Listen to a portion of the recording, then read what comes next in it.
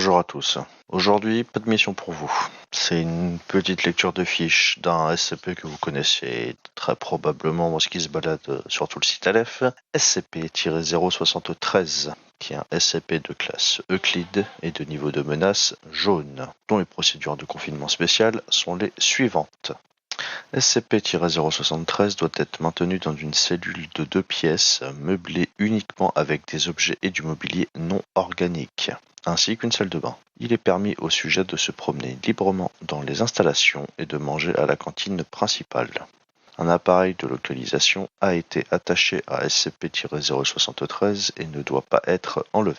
Il est refusé au sujet d'avoir des contacts avec la surface ainsi que de quitter les installations. Le sujet n'a pas la permission d'avoir de contact avec des SCP de type plante, quelles qu'en soient les circonstances. Ne pas utiliser la violence à l'encontre de SCP-073, quelles que soient les circonstances. SCP-073 est actuellement maintenu au site Aleph. Description maintenant. SCP-073 semble être un homme d'origine arabe ou moyenne orientale, à la peau fortement bronzée, d'une trentaine d'années, mesurant 185 cm et pesant 75 kg, aux cheveux noirs et aux yeux version artificielle en métal de facture inconnue. Le sujet n'en prend conscience que quand on lui fait remarquer et déclare qu'il ne sait ni pourquoi, ni quand, ni comment ces remplacements furent effectués, ajoutant qu'il les possède depuis aussi longtemps qu'il s'en souvienne. Un symbole est gravé sur le front du sujet,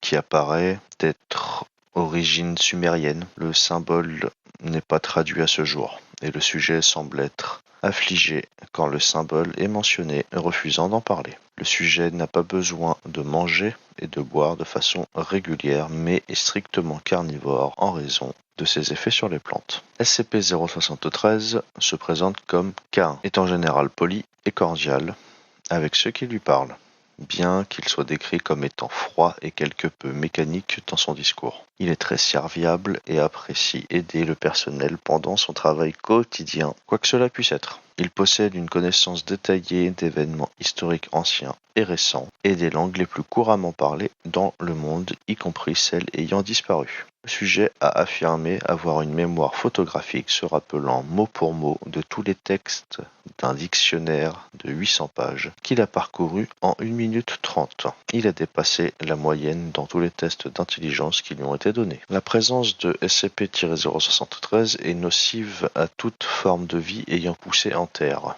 causant la mort de ces formes de vie dans un rayon de 20 mètres. Tous les sols ayant été foulés par SCP-073 sont devenus stériles en l'espace de 2 semaines et sont incapables de façon permanente de donner la vie.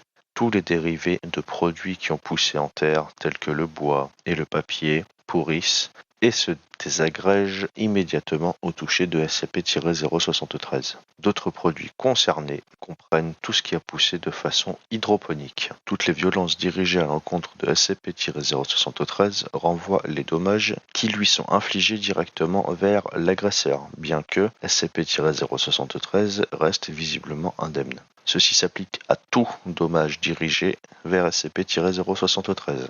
Les tentatives d'obtention d'échantillons de peau et de sang se sont révélées inutiles. Quand la procédure fut amorcée, le membre du personnel réalisant l'opération ressentit tout ce qui a été pratiqué à SCP-073 et a fini avec un échantillon de sa propre peau et de son propre sang, malgré le fait que toute l'opération était uniquement dirigée vers SCP-073. Tout dommage indirect par le biais de matériel a aussi eu pour conséquence que la personne commettant l'action reçoive les blessures produites. Bien que SCP-073 ne reçoive aucun véritable dommage, des traumatismes lui étant destinés, il a affirmé qu'il ressent quand même la douleur et a poliment invité les chercheurs à s'abstenir de causer des actes trop nuisibles envers sa personne. Note supplémentaire. SCP-073 fut découvert à New York Police Department en ayant été emmené après avoir été retrouvé au milieu des corps de plusieurs membres d'un gang violent.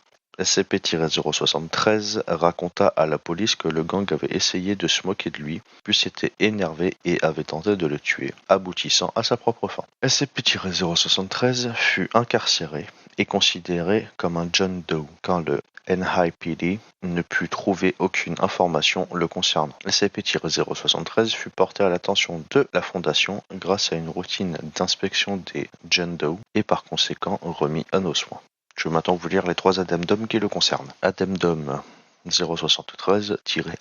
À la lumière de sa nature indestructible, de sa mémoire photographique et de sa bonne volonté, le Haut Commandement a estimé que toute information doit être sauvegardée par SCP-073, assurant ainsi qu'elle ne soit pas perdue dans l'éventualité d'une catastrophe. Alors que cette proposition a reçu des avis mitigés, SCP-073 a convenu pour sa part de garder le secret. Addendum 073-2. Lorsque des informations concernant SCP-076 furent portées à l'attention de SCP-073 pour sauvegarde, le sujet a montré un caractère familier avec ces informations, bien que peu enclin à les retenir malgré le fait qu'il ait déclaré déjà tout connaître à propos de SCP-076. Il a ensuite affirmé qu'il serait préférable pour tous les groupes impliqués qu'ils ne rencontrent pas SCP-076. Addendum 73-3.